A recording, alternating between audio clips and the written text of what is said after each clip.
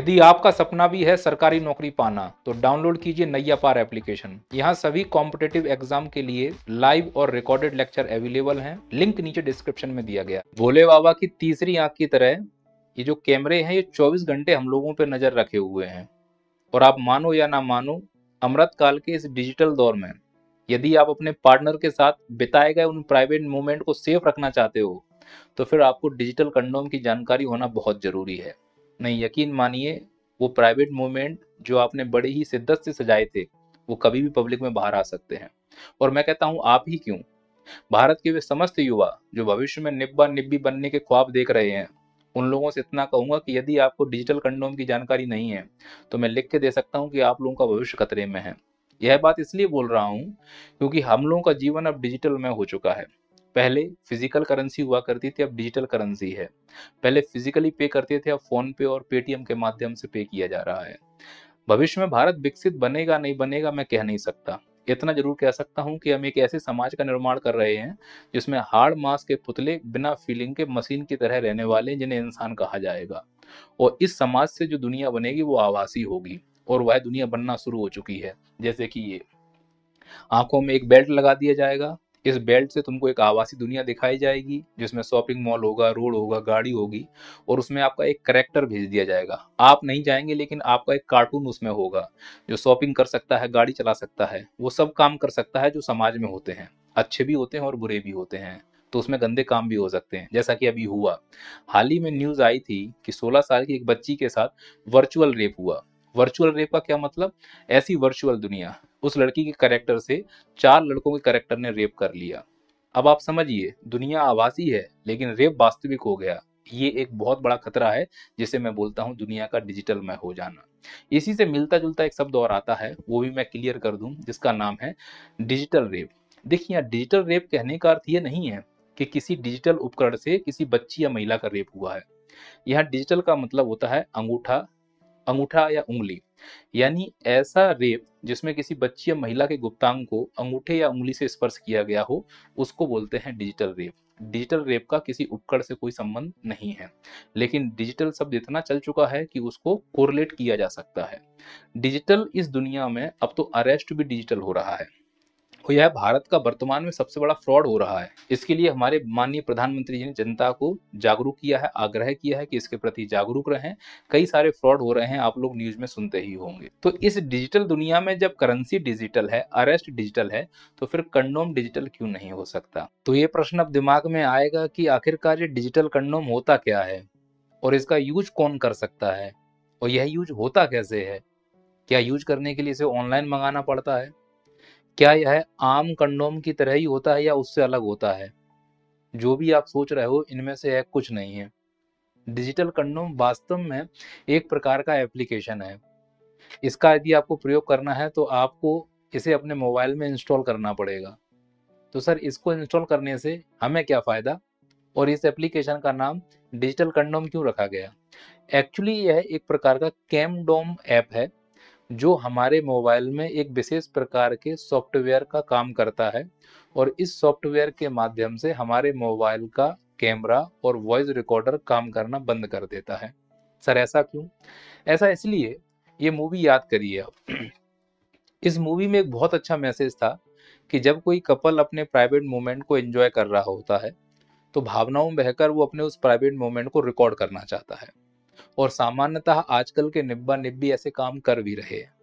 तो इसके कई सारे नुकसान हो सकते हैं। या तो इनकी तरह नुकसान हो सकता है कि इनके जो प्राइवेट मूवमेंट है वो अनजाने में इनके हाथ से बाहर निकल जाएं और समाज में फैल जाएं। तो इसका परिणाम क्या होगा? इनको शर्मिंदगी महसूस होगी और हो सकता है कि लोगों को सुसाइड भी करना पड़े।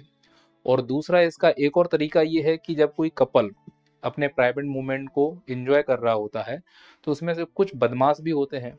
तो वो क्या करते हैं कि उसको रिकॉर्ड कर लेते हैं या उसकी वॉइस को रिकॉर्ड कर लेते हैं और बाद में फिर अपने कपल को ब्लैकमेल करते हैं। इस प्रकार की कंडीशन में आप ना फंसें, चाहे वो ब्लैकमेलिंग वाला हो या अपनी मर्जी से किया गया रिकॉर्ड हो। दोनों ही स्थिति में नुकसान आपका ही होगा, क्योंकि जिस डेटा को आप रिकॉर्ड कर रहे हो वो आपके मोबाइल डिवाइस में है। सपोज करो किसी को आपने मोबाइल दे दिया और उसने वो डेटा शेयर कर दिया, तो आप कहीं के नहीं रहेंगे।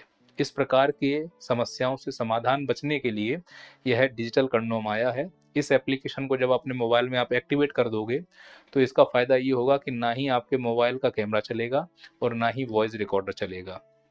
और जो भी कपल साथ में अपने प्राइवेट मोमेंट को एंजॉय कर रहे हैं, उनको दोनों को अपने मोबाइल में इस एप्लीकेशन को इंस्टॉल करना पड़ेगा और चालू कर देना है। अब मान लो कि किसी एक कपल ने ये कोशिश की, चलो हम ये प्राइवेट मोमेंट रिकॉर्ड करते हैं, और जैसे ही वो इस एप्लीकेशन को ऑफ करेगा तो एक अजीब सी अलार्म की आवाज़ आएगी, जिसे सामने वाले कपल को ये मालूम चल जाएगा कि इसने अपना मोबाइल टच किया है और ये शायद कैमरा या वॉइस रिकॉर्डर चालू करना चाहता है। ये हो गई व्यक्तिगत रूप से बात। लेकिन कभी कभी ये भी होता है कि हम लोग जब बाहर ठहरने जाते हैं तो होटलों में आजकल ये हरकतें हो रही हैं, बाथरूम में या कहीं ऐसी जगह जहां महिला कपड़े चेंज करती हैं, हिडन कैमरा लगाए जाते हैं। खासकर होटलों में, जो थर्ड क्वालिटी के होटल होते हैं, उनमें ये हिडन कैमरा बहुत लगाए जा रहे हैं, और इन हिडन कैमरा के लगाने से वो प्राइवेट मूवमेंट जो है वो रिकॉर्ड होते जाते हैं। तो इस एप्लीकेशन में ये विशेषता बताई जा रही है। अब यह विशेषता कितनी ऑथेंटिक है वो समय आने पर मालूम चलेगा, कि यदि आप कहीं पर हैं, वॉशरूम में हैं या ट्रायल रूम में हैं या किसी होटल के रूम में हैं, और वहाँ पे अगर कोई हिडन कैमरा लगाया गया है और आपके मोबाइल में ये एप्लीकेशन इंस्टॉल है और ऑन है, तो यह कैमरा आपको ये संकेत दे देगा कि इसके आसपास जहाँ भी आप रह रहे हो वहाँ हिडन कैमरा है, विशेष प्रकार की अलार्म बजने लगेगी। और ऐसी कई घटनाएं हो रही हैं इस देश में।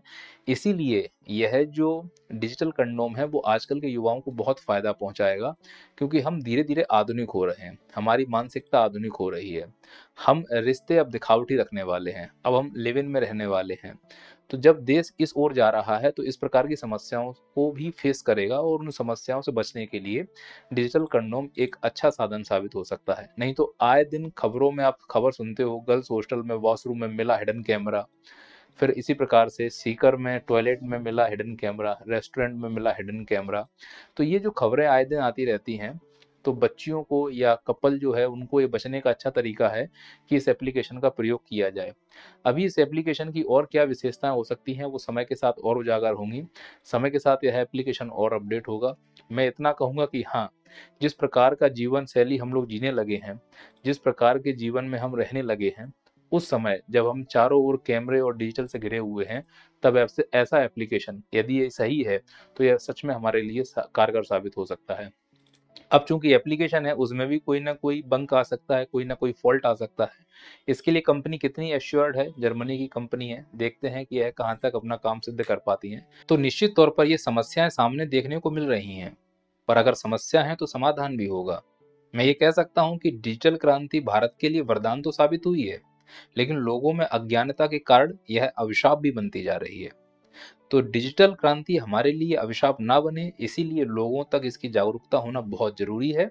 सरकार इसके लिए प्रयास कर भी रही है, पर आम जनता को भी इसमें भागीदारी करनी पड़ेगी।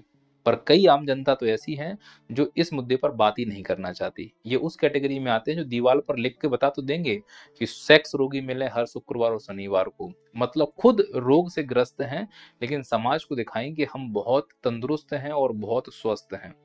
हमें यह समझना होगा कि भारत अगर आधुनिक बनाना है तो विचारों से आधुनिक बनाना होगा, ना कि कपड़े और पहनावे से।